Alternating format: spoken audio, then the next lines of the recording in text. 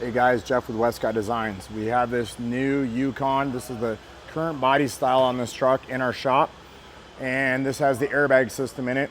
We are doing the link rods here. That's all we're doing on this. So we're doing the adjustable link rods here in the rear. Take out the factory one. The factory one is not adjustable. So we've done that in the rear. And then we've got another link rod adjuster that we're doing up here, and you can see that up here as well. This link rod here. And then we are going to stuff a set of 35s on this. And you can see here a set of 35, 12.5 on a 20-inch wheel. We've got a +1 offset on this. And then over in here, we're going to install our fender liner bracket. You're going to take all 3 of these screws, all 4 of these screws out here, and you're going to remove this bracket here. And this liner is going to tuck in back behind here. You're going to slide it back in there, and then there's going to be a bolt that pins back here that's going to pull it back, and I'll show you that on the other side.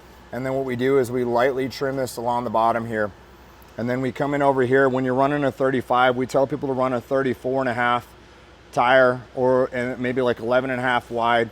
This customer wanted a 12.5 inch wide, so at that point you have to come in and you have to cut it in here, and then down here where this bolts in, there's a lower bracket in there, and you have to take the lower bracket out here, and you see in behind here. Not the most appealing thing. We prefer not to cut out the fender liners on these. That's kind of why we built our fender liner pullback kit. I'll go around the other side over here.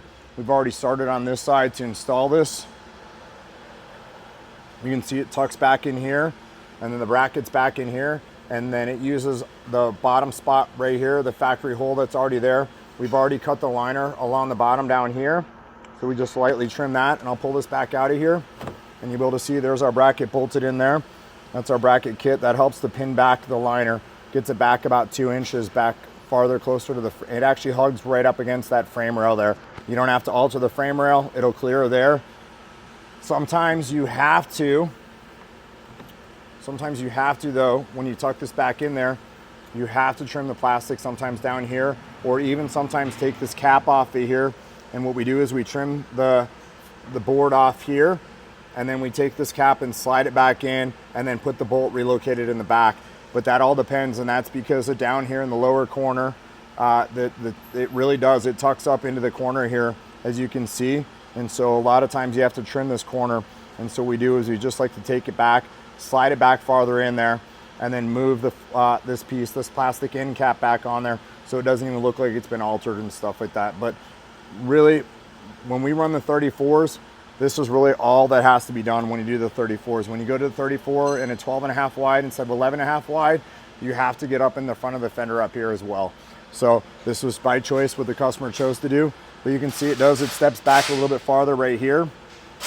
But sometimes just getting it back that little bit, say clear for the back corner down here. So just want to share that, guys, with you.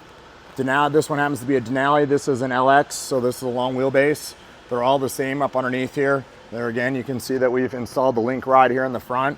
But a lot of that, the little bit of just manipulating the fender, manipulating the alignment on this to really just to get this all to fit in there and have enough room front to back when the steering wheels turn. So thanks for watching. Hope you guys appreciate this. And if you have any questions, please reach out to us. Bye-bye.